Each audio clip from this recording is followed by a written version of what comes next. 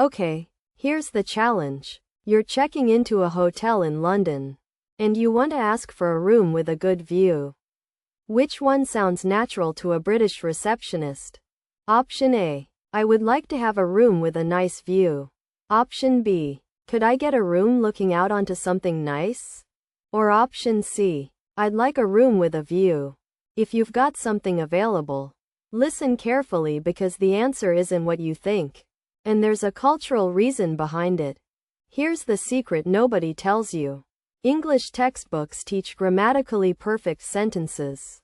But real travelers use something called functional English. It's shorter, more casual, and way more natural. Surprising fact? A study by Cambridge University found that travelers who used shorter, incomplete sentences were actually understood faster and rated as more confident than those who used textbook perfect grammar. The winner from our challenge? Option C. Why? Because it's casual, includes a polite tag question, and shows you're flexible. Option A sounds robotic and formal. Option B is just awkward.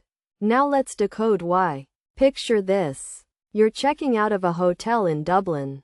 The receptionist asks, "How was your stay?" Now, most learners panic and give a full paragraph review. But here's what actually works. Short, genuine responses with a reason. Brilliant. Thanks. Your staff was really helpful, or really enjoyed it. The location was perfect for what we needed. See the pattern? You're not over-explaining. You're being conversational. The trap? Saying something like, "It was very good because the rooms were clean and the breakfast was nice and the location was convenient." That's not wrong. But it sounds like you're reading from a script. Real humans prioritize one thing they loved. Here's something wild. 67% of intermediate learners stress about restaurant English. But they're stressing about the wrong things.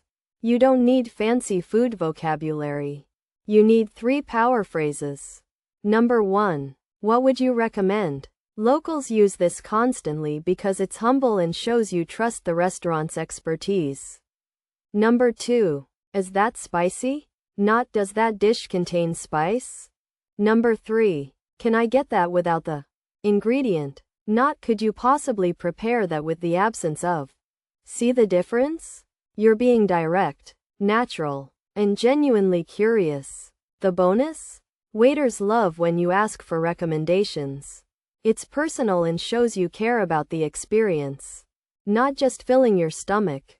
Okay, confession time. There's one mistake that instantly tells locals you learned English from a textbook, not from experience. Ready? It's using have got in casual situations. For example, have you got a table for 2? Sounds super British and formal, right? Real travelers say, "Do you have a table for 2? Or better yet, you got a table for 2? See, have got isn't wrong. It's actually correct British English. But in casual travel situations, especially in restaurants or shops, natives use the simpler, "do you have," or just drop the "do" entirely in speaking. Another instant giveaway? Always saying "please" and "thank you" in every single sentence. It sounds overly polite and actually less natural. Real English has rhythm. Sometimes you're formal, sometimes you're casual. That's authenticity. Here's your homework. And it's actually fun. In the comments, tell me how you'd say these 3 scenarios naturally, without overthinking. Scenario 1. You've arrived at an airport and your luggage is lost. What do you say to the agent? Scenario 2. You want to ask a local for a restaurant recommendation. What's your exact phrase? Scenario 3. You're at a train station and need to ask if your ticket is valid. Go. The person who sounds most natural and casual wins the Real Traveler award in my next video. Plus I'll give you personalized feedback. The secret? Stop translating from your native language. Start thinking about what a tired, hungry, happy traveler would actually say. That's not poor English. That's authentic English. Hit subscribe because next week we're decoding the restaurant order disaster. The phrases that backfire even for advanced learners. See you then.